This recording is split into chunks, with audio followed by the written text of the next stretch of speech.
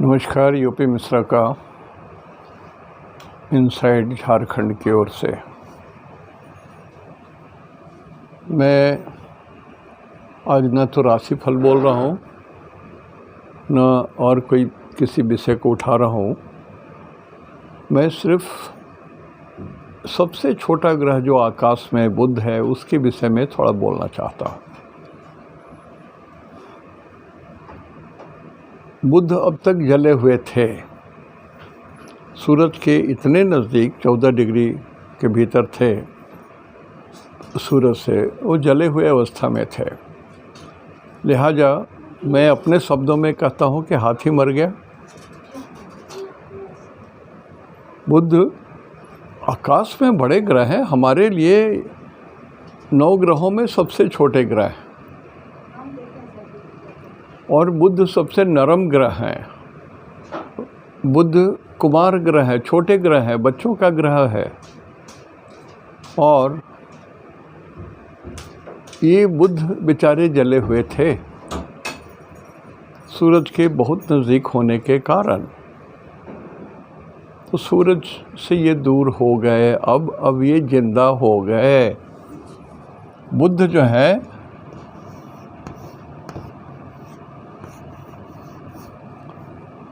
बुध जिंदा हो गए।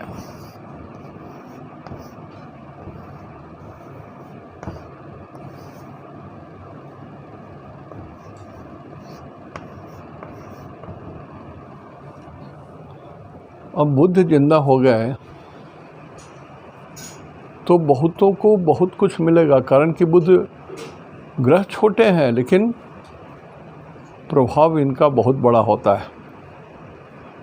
और सबसे मीठा, आश्चर्यजनक और अच्छी बात यह है बुध का कि बुध वेट नहीं करते हैं कि मैं इतने डिग्री में जाऊंगा या पहले नवांश में जाने के बाद रिजल्ट दूंगा। वो नहीं है, वो बस तुरंत रिजल्ट देता है, टटका टटकी। चूल्हा से उतारा रोटी खाए वाली हिसाब है। ये नहीं कि रख के बासी करके खाएंगे, वो वाला बात नहीं है। और लगभग ये 20 तारीख तक, 20 अगस्त तक सूरज 5 नंबर में, बुध 5 नंबर में रहेंगे। ये बुध आकाश में यहाँ पर हैं अभी।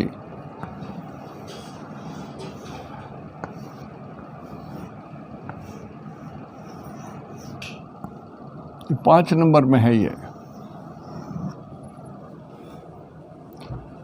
5 नंबर सूरज का घर है, तो सूरज के साथ थे, जले हुए थे। अब वहाँ से ये निकल गए। नो मोर इनकी स्थिति ऐसी होगी कि सूरज इनको जलाएंगे। होता क्या है कि सूरज 1 डिग्री रोज़ चलते हैं आगे, और बुध भी लगभग 1.5-2 डिग्री चलते हैं। कभी कभी इनकी चाल दुगुनी हो जाती है, 3 डिग्री तक ये चल देते हैं। तो 10 दिन में ही 30 डिग्री एक घर पार कर जाते हैं। लेकिन मैक्सिमम 40 दिन ये लेते हैं, ज़्यादा से ज़्यादा उतना भी नहीं लेते, 30 दिन में ही कवर कर लेते हैं। 40-44 दिन मंगल लेते हैं। तो क्या फ़ायदा होगा, मैं मेष राशि वालों के लिए बोल रहा हूँ, विशेष ना बोल करके शॉर्ट में बोल रहा हूँ। मेष राशि वालों के लिए ये बुध 3rd हाउस के मालिक होंगे, 3rd हाउस, और ये मालिक होंगे 6th हाउस।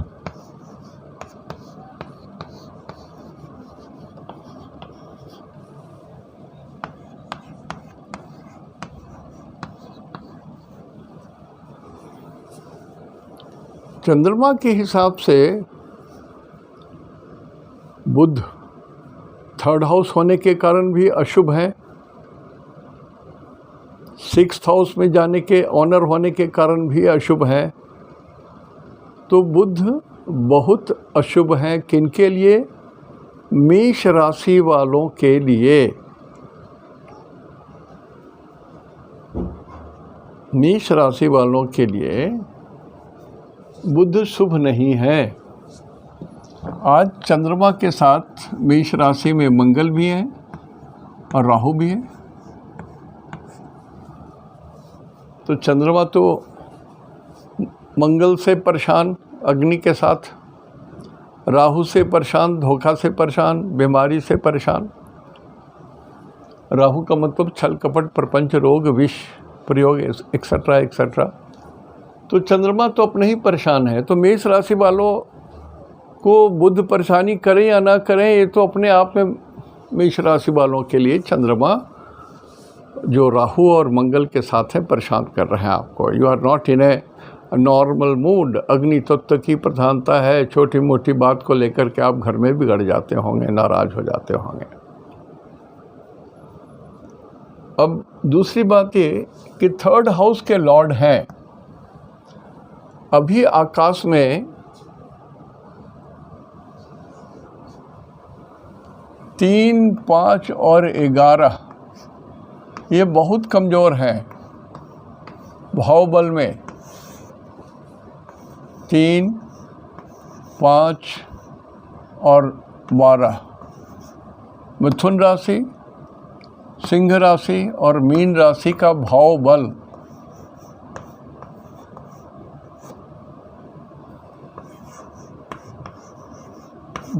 कमजोर है।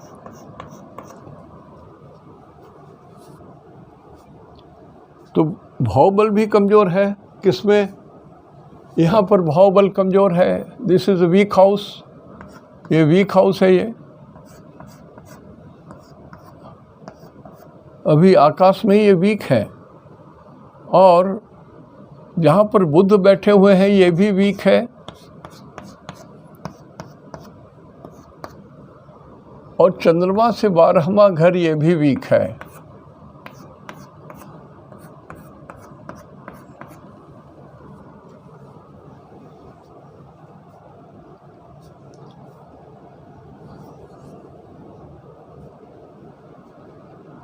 तो बुध को अच्छा रिजल्ट देने में थोड़ी दिक्कत है।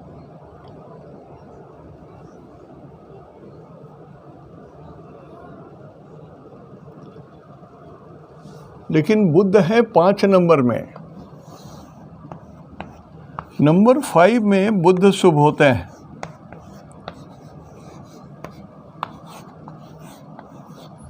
पाँच नंबर में बुध शुभ होते हैं, 9 नंबर में बुध शुभ होते हैं और 1 नंबर में बुध शुभ होते हैं। 1, 5, 9 त्रिकोण वाली स्थिति।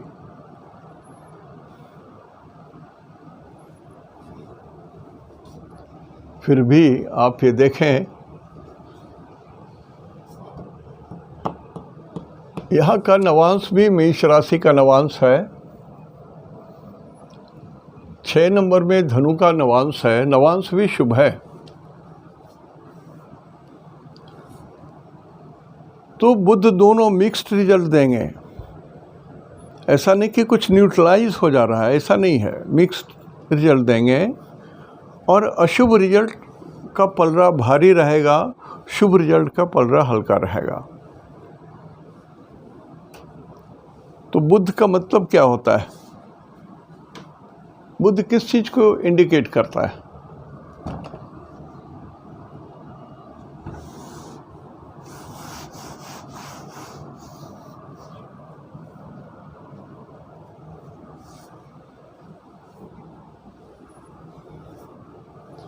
बुध का पहला रिजल्ट होता है एकेडमिक क्वालिफिकेशन, शिक्षा।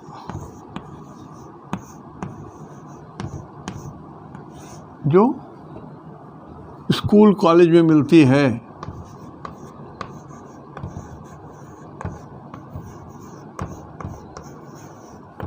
कॉलेज या किसी इंस्टीट्यूशन में मिलती है। ये पहला मीनिंग है बुध का। यदि किसी बच्चे के कुंडली में बुध और मंगल है और दुर्भाग्य से राहु भी है, तो उस बच्चे को शिक्षा दिलाने में पेरेंट्स का पसीना निकल जाएगा। कभी कभी ऐसा होता है कि इतने सारे ग्रह यदि बुध के साथ इकट्ठे हो जाते हैं, मंगल और राहु, और एक तीसरी दृष्टि में पड़ जाती है, आदमी स्टैमरिंग करने लगता है, तोतला के बोलने लगता है।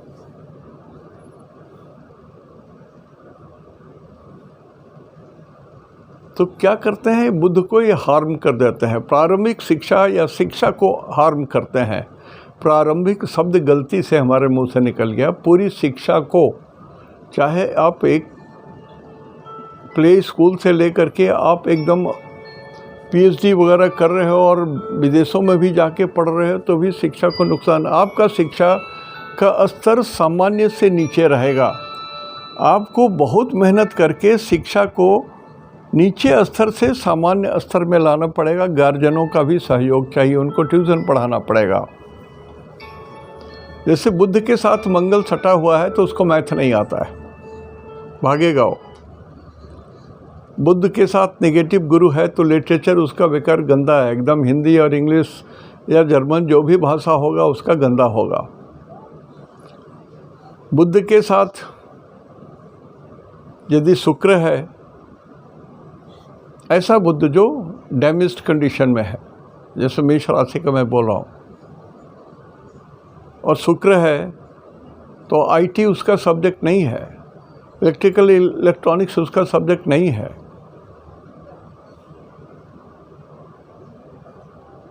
टेक्सटाइल इंजीनियरिंग उसका नहीं है, ट्रांसपोर्ट उसका नहीं है, मैकेनिकल इंजीनियरिंग उसका नहीं है।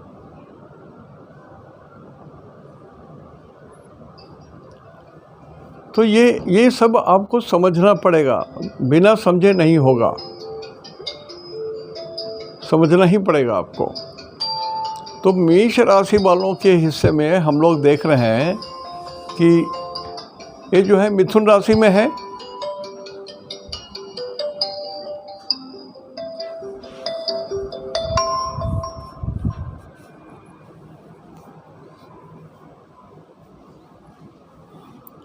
और मिथुन राशि में भाव बल भी कम है। मिथुन राशि में भाव बल भी कम है, लेकिन इतना भी कम नहीं है कि बस बहुत हानि हो जाए। मतलब आपके थर्ड हाउस का रिजल्ट बढ़िया नहीं होगा, आपका पराक्रम निगेटिव होगा। यदि आप दबंगई करोगे तो आप उल्टा मार खा जाओगे।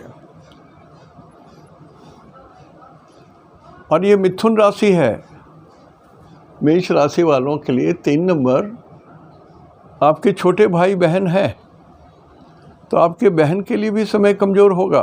भाई नहीं, बहन के लिए। यदि भाई है और केस घुंघराला है उसका और थोड़ा सा कमज़ोर है, कमनी है, देखने से लगता है बच्चा बड़ा नाजुक है, तब उसके लिए ये मेष राशि वालों के लिए ये थोड़ा डिफ़िकल्ट होगा। बुध रोग उसको परेशान करेगा। 2 तरह के होंगे, एक तो गले का रोग होगा, दूसरा रीढ़ का, बोन का रोग होगा, और त्वचा का रोग होगा। और एक चीज़ समझ लीजिए, बुध की जनरली 5 अवस्थाएं होती हैं। एक तो जन्म लिया, जन्म से 3 साल या 4 साल आप समझ लीजिए। पहला जो है जन्म से 3 साल, इसमें बच्चा जन्म लेता है। तो जन्म लेने के समय में उसके त्वचा बहुत कमज़ोर होते हैं। उस समय ऐसे बच्चे जो मेष लग्न में जन्म ले रहे हैं, उनको विशेष ध्यान देना पड़ता है उनके स्किन के लिए। You need a doctor of dermatology जो थोड़ा भी कुछ होने से उसको संभाल सके, बचपन से ही उसको बढ़िया से जो डॉक्टर बतलाएं वैसा ही तेल लगाने का है।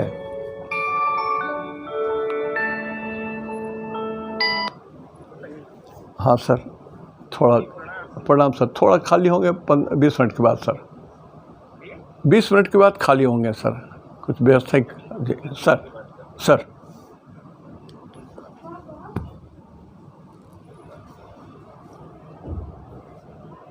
तो और उसमें 6 नंबर होगा रीढ़, पीठ और कमर का हिस्सा। तो उसमें बच्चे को इतना ध्यान देना होगा कि वो गिरे नहीं। या 1 साल से 3 साल तक के बच्चे को बहुत ध्यान देना पड़ेगा आपको। दूसरी अवस्था होती है 4 साल से 10 वर्ष। लालयेत पंचवर्षानि ताड़ एत 10 वर्षानी, डांट डपट थप्पड़ कान घुमाना सब 10 साल तक। प्राप्ते तु षोडशे वर्षे पुत्रम मित्रम बदाचरेत। 10 साल के ऊपर जब होने लगे तो फ्रेंडशिप बनाइए लड़के से, जो मैं अपने टेक्निकल डायरेक्टर से अब नहीं बना पा रहा हूँ कि वो थोड़े बड़े हो जा रहे हैं, 11-12 साल में आ गए हैं। He has got his own independent view. Now I have to compromise with him. मुझे कंप्रोमाइज़ करना पड़ेगा। यदि मैं कंप्रोमाइज़ ना करूं, मैं अपना एटीट्यूड रखूं और वो अपना एटीट्यूड रखे तो देयर इज़ ए क्लैश। तो हम सिर्फ रोग के लिए बोल रहे हैं, ध्यान दीजिए। और तीसरा अवस्था होता है 10 वर्ष से 20 वर्ष की अवस्था। ये अवस्था शिक्षा की होती है, ज्ञान की होती है। Academic classification, 1 class, 2 class, 3 class, 4 class, 10 class, 15 class, 20 class, 25 class, कितना क्लास पढ़ेगा किसी इंस्टीट्यूशन में। और बुद्ध यदि आपके कुंडली में कमज़ोर है या किसी के बच्चे के कुंडली में कमज़ोर है, 3 पाप ग्रहों के द्वारा दृष्ट है, तो जब तक स्कूल में है तब तक तो आपका बेटा है। जब हॉस्टल में चला गया या कहीं बाहर पढ़ने चला गया तो फिर आपका बेटा नहीं है, बिगड़ा, और बिगड़ा हुआ बेटा हो जाएगा फिर। तो आपको ऐसे जगह में रख कर के पढ़ानी होगी जहाँ पर आप खुद रह सकें साथ में, या स्ट्रिक्ट गार्जियनशिप हो या हॉस्टल हो। ये ध्यान रखना पड़ेगा। मैं इसलिए बोल रहा हूँ कारण कि बुद्ध के बारे में आज विशेष ही बात करना चाह रहा था मैं। और चौथी अवस्था होती है 30 वर्ष तक की आजीविका। ये 20 वर्ष से 30 वर्ष तक नौकरी, बिजनेस, मतलब एक आदमी इतना योग्य बनना चाहता है कि मैं शादी भी कर लूँ तो अपने बाल बच्चों का भरण पोषण कर सकूं, साथ में अपने माता पिता का भी कुछ कर्ज उतार सकूं। बुद्ध ये अवस्था होती है, लेकिन बुद्ध को वाणी बोलते हैं। इस अवस्था में 80% लोगों की वाणी जो है बिगड़ जाती है। विवाह करने के बाद स्वाभाविक रूप से थोड़ी सी परिवर्तन बोली में आ जाता है, कारण कि you have to take care of your wife also. वो कोई जंगल से मोरनी तो पकड़ के नहीं ला रहे हैं ना, घर से एक बेटी को उठा कर के ला रहे हैं जो गृहिणी होगी, मोरनी नहीं होगी। वो गृहिणी होगी तो आपके साथ वो बराबर की हकदार है सुख दुख पाने का, जो आप विवाह में प्रतिज्ञा भी करते हैं। लिहाजा माता पिता यदि पीछे नहीं चले जाते हैं तो बराबर बराबर ही रहते हैं। जितना स्नेह प्रेम अपने बाल बच्चों या पत्नी के साथ करेगा उतना ही प्रेम वो आपके साथ करेगा, अधिक नहीं कर सकेगा। मनुष्य की बाध्यता है, वो बाध्यता हो जाती है। और चौथी अवस्था के बाद से जो 40 साल की अवस्था होती है वो परिपक्वता हो जाती है। एक ग्राफ बनता है, यहाँ से चलते चलते ऐसे, तो ये समझ लीजिए 1 साल है और ये 90 साल है, 90 ईयर्स, तो ये 45 हुआ। तो 22 साल के बाद से डाउनफॉल होने लगता है। 45 साल तक तो आप ऊपर चढ़ सकते हो, लेकिन 45 साल के बाद से डाउनफॉल होने लगता है।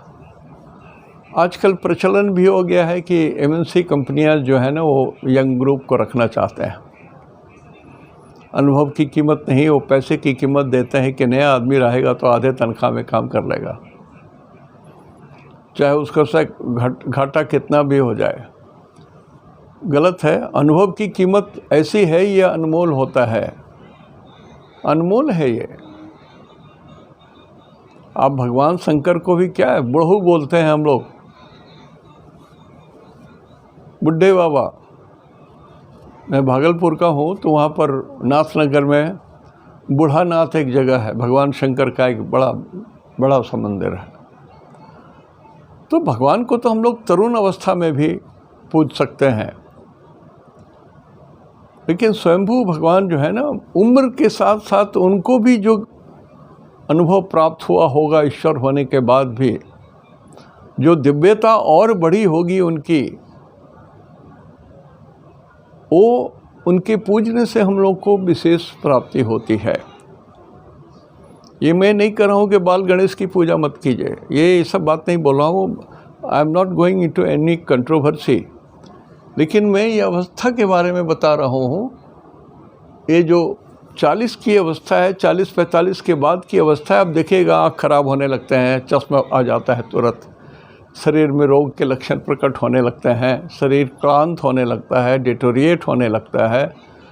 तो it is a downfall of your body.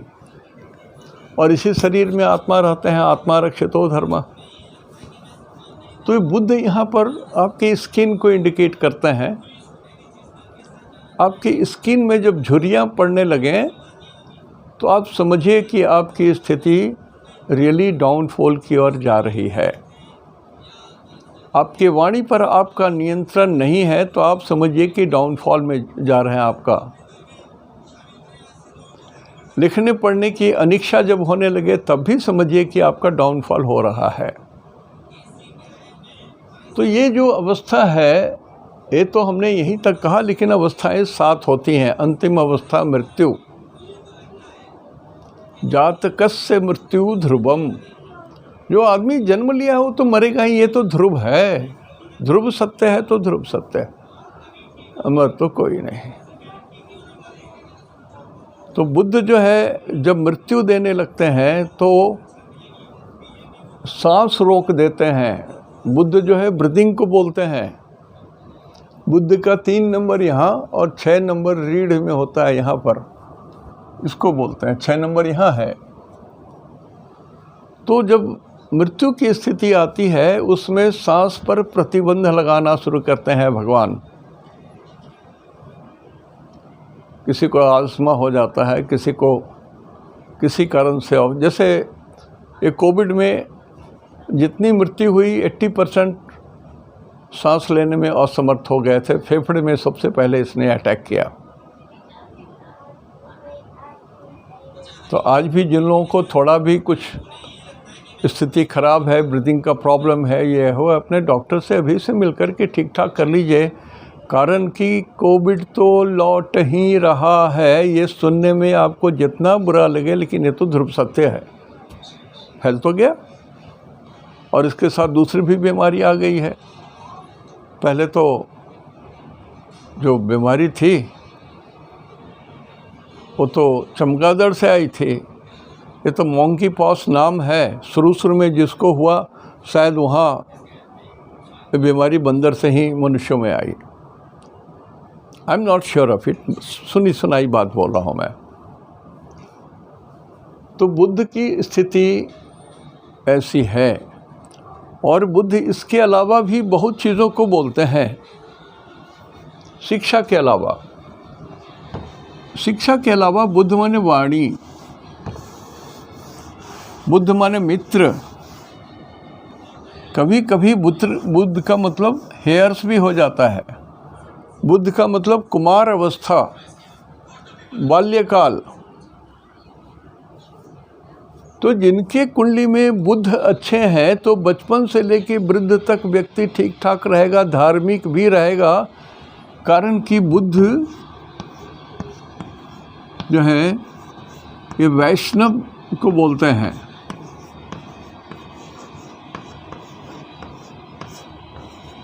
या हरि को बोलते हैं, श्री हरि, नारायण, जो भी नाम बोलिए आप इनका।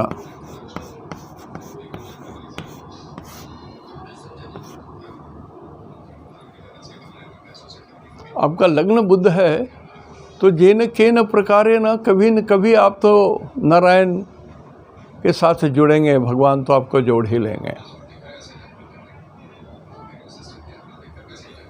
ये सत्य है। कुछ बातें मैं बता रहा हूँ, ये सत्य है, मान लीजिए मेरी बात। मैं किसी कारणवश मेरा झगड़ा हो गया था भगवान शंकर से। उनके प्रांगण में घूम रहा था, एक दो पंडित ने इतनी बेअदबी की। हमने कहा भगवान आपके सामने में रहते हुए भी ये लोग इतनी बेअदबी कर रहे हैं और आप बस चुपचाप से बैठे हो, जल ढलवा रहे हो अपने ऊपर, और नहीं बात करता आपसे। अब जीवन में आपको बुलाना होगा तो बुला लेना, नहीं तो फिर अब मरने के बाद मुलाकात होगी। ये क्या है साहब? कुछ कारण बस हमको देवघर जाना पड़ा और वहाँ पर हमको गाड़ी चाहिए थी, टैक्सी चाहिए थी, मिल नहीं रहा था। तो वहाँ के डीसी को हमने उसमें खबर किया कि मैं आ गया हूँ, मेरे परिचित थे। तो उनकी श्रीमती जी ने कहा कि मैं आ रहा हूँ, हम भी चलेंगे मिश्रा जी आपके साथ। यही तो मौका मिला है, 3-4 घंटे भी तो आपके साथ घूम लो। अब वो गई, बाबा का दर्शन नहा वहा करके आई, बाबा के दर्शन करने गई। हमको बोली कि आ जाइए ना, आप भी लोटा लेकर के जल दे दीजिए। हम कहा कि आप दे दो, मैं बाद में दूंगा। लेकिन पीछे से इतनी भीड़ आई कि मैं दरवाजे के भीतर चला गया और उस भीड़ ने इतने ज़ोर से धक्का दिया कि मैं सिर्फ बाबा के ऊपर ही गिरा और ये मस्तक में चोट लगी। तो हमने कहा कि मेरा घमंड बाबा ने तोड़ दिया। मैंने कहा था कि देखूंगा, अब मिलूंगा कभी। भगवान ने अभी तक मुझे बनारस नहीं बुलाया है। मैं भी प्रतीक्षा कर रहा हूँ कि कब बुलाएंगे, और नहीं भी बुलाएंगे तो अगले जन्म में तो बुलाएंगे। वहीं उनसे जन्म मांगूंगा, हमको बनारस में ही जन्म दो।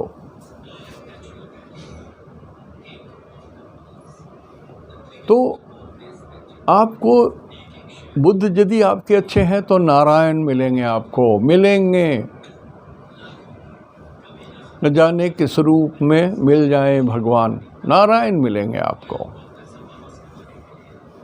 यदि लग्नेश बुद्ध का है 6 नंबर वाला तो सत्य सत्य और परम सत्य।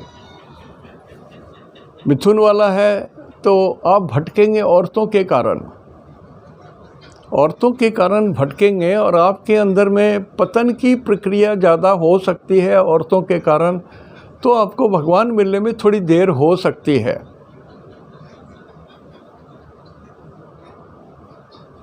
लेकिन 6 नंबर भी तो कन्या राशि ही है, लेकिन ये प्रौढ़ है। और मिथुन की जो राशि, जो कन्या है, उसमें भी ट्विंस है, 2 गर्ल, और कम उम्र की है, ये कम सिन। तो बुद्ध इसके अलावा भी बहुत सारी चीज़ों को रिप्रेजेंट करते हैं। मैं धीरे धीरे बताऊंगा, कारण कि अभी तो मीन तक का बताना है और हम चाहते हैं कि ये रहेंगे ज़्यादा दिन नहीं, ये रह रहे हैं 26 तक। तो मैं उन लोगों के लिए बोल रहा हूँ जिनकी नौकरियां नहीं हुई हैं, नौकरी मिल सकती है। जिनको इंटरव्यू देना है, पास कर सकते हैं, आपके पुराने रिजल्ट वापस आ सकते हैं। आप देखिए, जिनका धनु राशि है तो उनके लिए 7th हाउस में चंद्रमा है, मिथुन राशि है, 7, 8, 9, 10, और 10th हाउस में कन्या है। तो धनु राशि वाले लोग, यदि जॉब नहीं है आपका, तो ये 27 तारीख तक पॉसिबल है कि जॉब मिल जाए, पॉसिबल है कि जॉब मिल जाए। यदि आप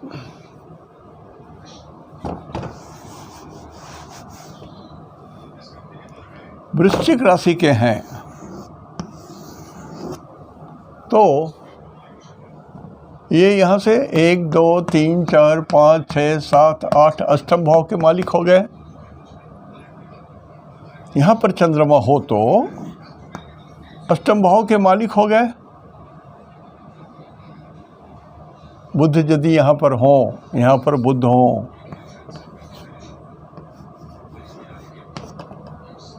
या सिंह में बुध हो आपके, तो मैं बताऊंगा। तो आप देखिए यहाँ से 7, 8, 9, 10, 11 ये बुध जो है ये 7th भी लॉर्ड हो जाएंगे और 11th भी लॉर्ड हो जाएंगे ये। तो ये धन के और 7th हाउस पार्टनर।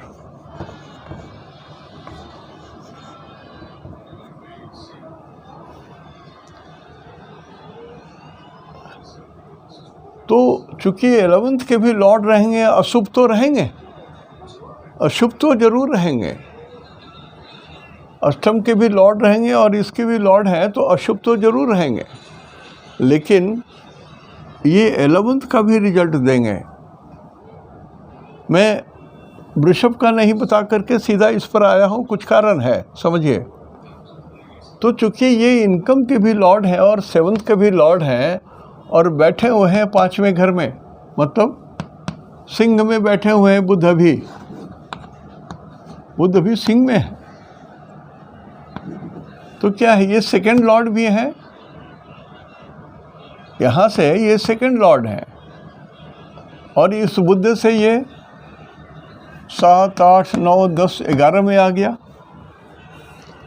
तो सेकंड लॉर्ड का मतलब होता है धन और 11 का मतलब होता है धन। धन दोनों में कॉमन है, धन कॉमन है। तो जब जो चीज कॉमन होता है दो राशियों में या और भी किसी कारण से, वो रिजल्ट जरूर मिलता है, कॉमन वाला रिजल्ट जरूर मिलता है। जैसे परसों तरसों या कुछ दिन आगे हमने कहा था कि साउथ ईस्ट सब में कॉमन है, हमने बताया था संघात चक्र में, और हमने कहा था कि कुछ झंझट तो हमको साउथ ईस्ट में दिखता है। तो भारत भोपाल से नीचे, भोपाल शब्द का यूज़ किया था, भोपाल से नीचे चले आइए कर्नाटक के आसपास या साउथ मद्रास के पास, वहाँ से ईस्ट चलिए तो आगे फिलीपींस है, वहाँ पर 7.1 रेक्टर स्केल का भूकंप आ गया, जो आज तक हमने सुना नहीं था। ये ईश्वर की कृपा है कि वहाँ पर कोई हताहत नहीं हुए। तो ये कॉमन था, ईस्ट कॉमन था, साउथ तो था लेकिन ईस्ट सब में कॉमन था। तो यहाँ पर भी ये धन कॉमन है, second house and 11th house.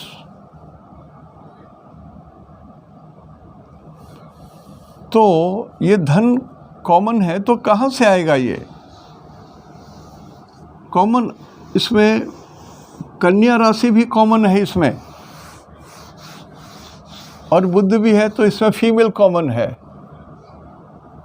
तो वृश्चिक के लिए बोल रहा हूँ कि फीमेल के जरिए, female can be one reason. पहले हमने एक का मेष का बताया, अब हम अचानक इधर उतर गए। हम सिस्टम बताना चाहते हैं कि आप अपने से समझ लीजिए। तो एक तो हुआ फीमेल, और ये क्या है, 6 नंबर 6th हाउस में है, तो रोग, रिपू और कर्ज। तो ये हॉस्पिटल में कोई ऐसी लेडी है जो हॉस्पिटल में जानती है, उसके ज़रिए आपको नौकरी मिल सकता है, या जो बहुत ऊंचे पोस्ट पर है, रिपू, पुलिस में हो, आर्मी में हो, उनके ज़रिए लाभ हो, मतलब तत्व समान। और ऐसे जो कर्ज डील करती हैं, फाइनेंस को डील करती हैं, वैसे औरत से भी आपको विशेष लाभ मिलेगा, और simply female can help you. तो कितना बोला जा सकता है आप समझिए। आज मैं यहीं पर एंड कर रहा हूँ, इसलिए कि आज तबीयत ठीक नहीं है हमारी। आज मेरी तबीयत भी ठीक नहीं। कल भी मैंने बोर्ड लगाया था कि मैं कुछ बोलूँगा, लेकिन बोल नहीं पाया। इसलिए आज कोई एनालिसिस भी किन्हीं का आज नहीं किया है, छूट गया, बोल नहीं पा रहा हूँ। तो आज यहीं तक। इति शुभम तेहंदो निनाग्गे जोहार।